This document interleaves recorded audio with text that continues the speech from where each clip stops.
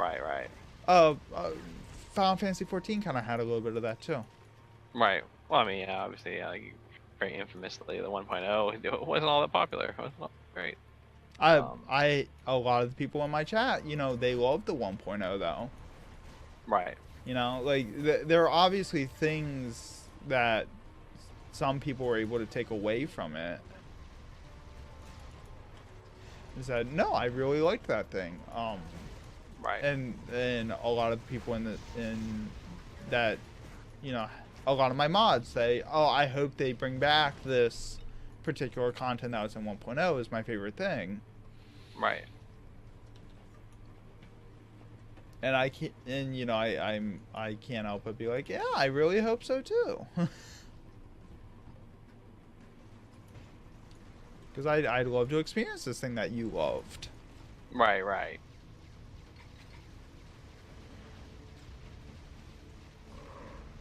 I mean, and you can look at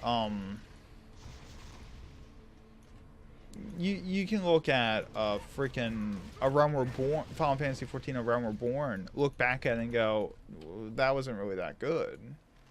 Right.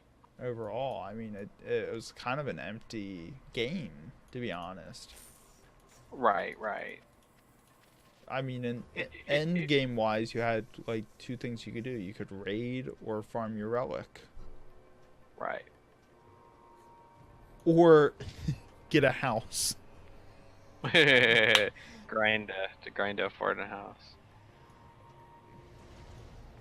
So Damn it. Dejara asked a very important question. Oh my goodness, what is going on over here? What is the big attraction? What is the attraction of house collecting in some games? House collecting? Yeah, like getting a house in a video game. Because we were talking about housing in 14 earlier. Yeah. I think part of that is it's about having feeling a piece of ownership of the game. Because this is very important. Like, yeah, I forget if we were talking about this previously or yeah, I think we were talking about because we were talking about games.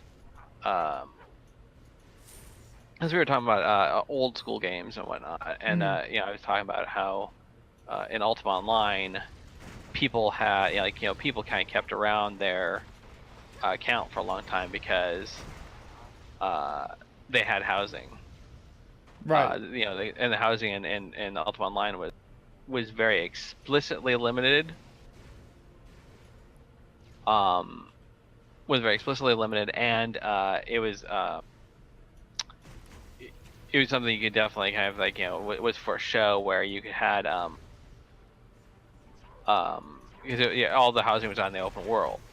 So you bought housing plots out in the open world. You could basically show it off, and it was like a lot of other kind of modern housing areas where the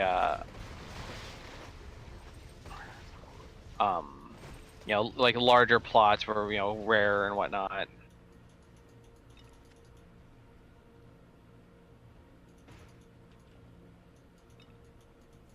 And it would cost a lot of money.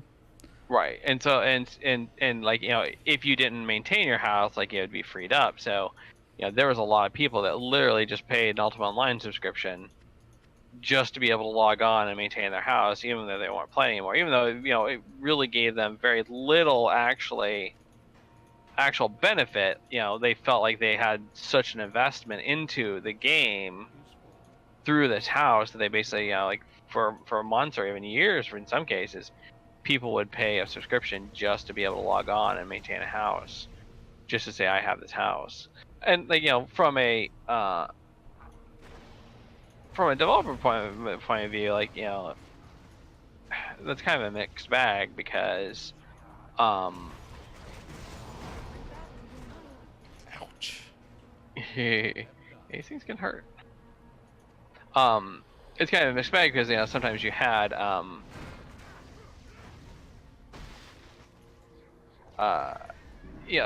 we kind of joked in the early days of online games that the best customer was the one that paid to play the game, but I didn't actually play. Right, because Um, they take up server resources. right, yeah, exactly. They're not taking the flip side of that, of course, is like we it we want having active players adds to the game. I mean, this is one of the things that kind of especially for MMOs, like really is an appeal to MMOs. Like you can log on and there's other people out there. The world feels living. Right. Like playing 14 today because Blue Mage just came out. Mm. There are so many people running around right now. There's so many people doing fates and killing mobs out in the overworld. Right. I haven't seen this many people doing this since the beta. Right. It's crazy. Well, I'm sure. Like, I think there was a little bit like there was a bit of a feel like this, like when Stormblood came out. True. Oh, Raban Savage mode. True. Right. But yeah, I mean, I think we tend to kind of like we tend to kind of we don't pay as much attention to it.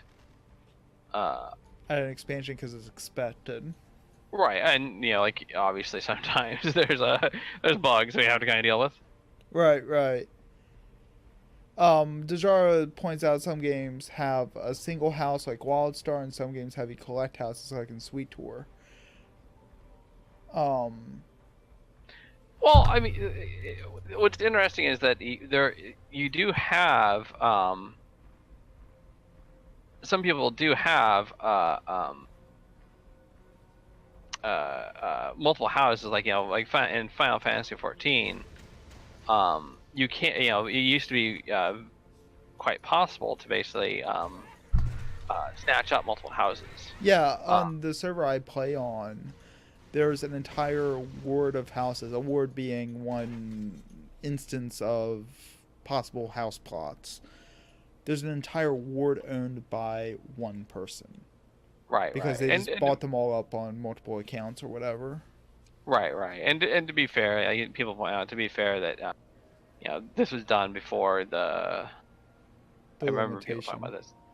Well, it was done before the server became popular. Mm-hmm.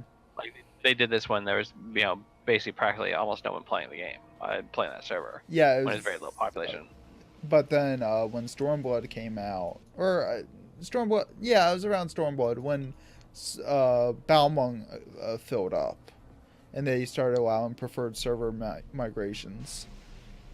People started flooding into Madius. Right. But I mean, and so like it's it's not like someone kind of like went in on a popular server and snatch up a bunch of houses underneath people's noses. This is someone when they could, like when there was a whole board free, decided to go in and do it. And so I think like part of it is that there's kind of two elements to that. I mean, one is the prestige of having that. Mm-hmm. That's what I was thinking. The other is like some people just kind of like having different houses. Like I know in 14, like decorating up your house is a big thing. It's expensive. It is an investment. Right. But like if you have a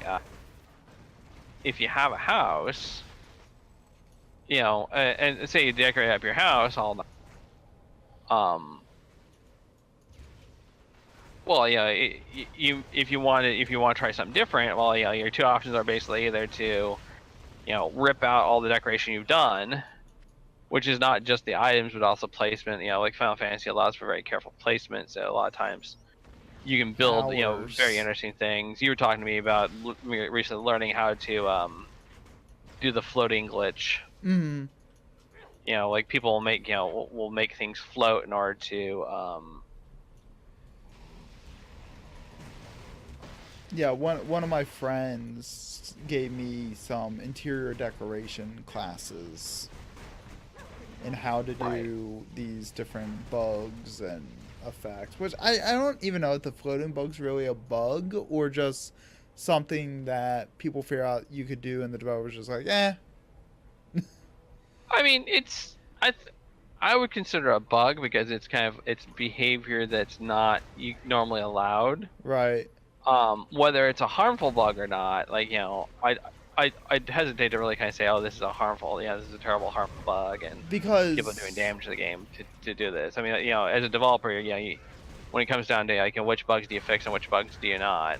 And they have to know about it because they Square Enix does housing contests where you can take screenshots of your house, and whoever has like the fanciest house or the best themed house will, win some, exclusive in-game items or whatever. Right. And I've seen the screenshots of those houses, and now that I understand how to do these bugs, you recognize them everywhere. Right. So like the developers have to know that it exists. Like they have the people are doing this, yeah. So, like, and the fact that it still exists for so long, either it's so far down on their list of things to do that, maybe next year, or right. I mean, like I said, like it's behavior that's not necessarily intended, but is it hurting things? Well, no, not really. Right. It'd be different, like if this bug were allowed you to like place more items than like the item allowance would allow. And the other thing with houses, and a lot of games do this, I don't think Star Wars Galaxies really got into this as much, but giving housing in-game functions. Yeah, I guess Star Wars Galaxies did get into that because you could set up shops. Right. But like in WildStar, you could get buffs from having certain furniture in your house that would have like increased your experience gain, or so if you can have multiple houses, you can have a lot more, potentially more the buffs going on. Well, WildStar, you could only have one house. Right. It was an instance housing system, but they gave you your house for free at the start of playing the game. But right. So, like, you could decorate the interior and exterior, but it was a unique instance to your house only. Yeah, one house per character. So, but if you decorated it up with certain decorations, you could get increased experience buffs, you could get, like, buff duration increase, stuff like that. I don't remember the exact examples. I only played WildStar for a couple months. And even in 14, you get some buffs like that. Now I'm on my filthy role playing character. I don't get into this because I don't know that many crafters, but in Final Fantasy 14 housing, you can build buff wheels that give increased free company buffs. Right. And you can also do workshop projects, which allows you to craft more advanced things with your crafters, like making rare housing exteriors and rare furniture pieces and stuff like that. So the house isn't just prestige in vanity, but it's also prestige in functionality. Right. So like, and although to be fair, like the functionality for Final Fantasy 14 houses is pretty low. It basically allows you to like have slightly better essentially buffs for your free company, which is the equivalent of guild, than you could basically get normally. But you're still limited to what you can do, and I don't think it's that much better. I could be wrong, but because I also have a free company on another server that's a crafting guild, and they can make so much money off of running their workshop airships. It's not even a joke. Right. Well, I'm talking more the buffs, Right. the ethereal wheels. The ethereal wheels, I mean, can be very, very useful in the certain circumstances. Because the tier 3 wheel gives 15, like the heat of battle buff gives the tier 2, which you can get just off of an NPC, gives 10% experience buff, while tier 3 gives 15%. And that doesn't sound like a huge difference. Oh, it's 5%, whatever. If you stack that on top of all the other experience buffs that you can have, the band of friendship, the brand new ring, and the Alamegan earrings. Let me do some math in my head real fast. 50, 70, 90% experience. Because that's 20, 20, 30, 20, 20, 50. Something like that. That 5% can make the difference between of a threshold. An experience threshold, you know? Of just having exponential gain as opposed to 10%. Right. A couple of the other buffs are very powerful for raiding, for example. Meat and meat, meal and meat, I think it's called. Meat and mead. Yeah, meat and meat, that's it. Sorry. I blanked for a second.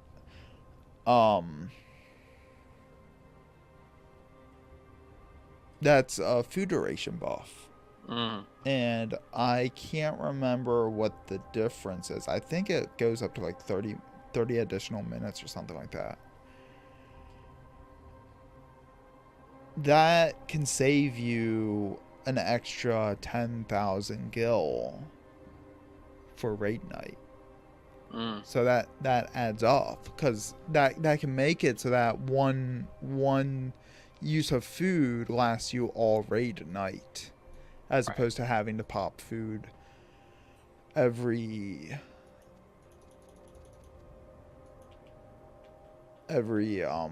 half hour. Right. Which raiding food is so expensive.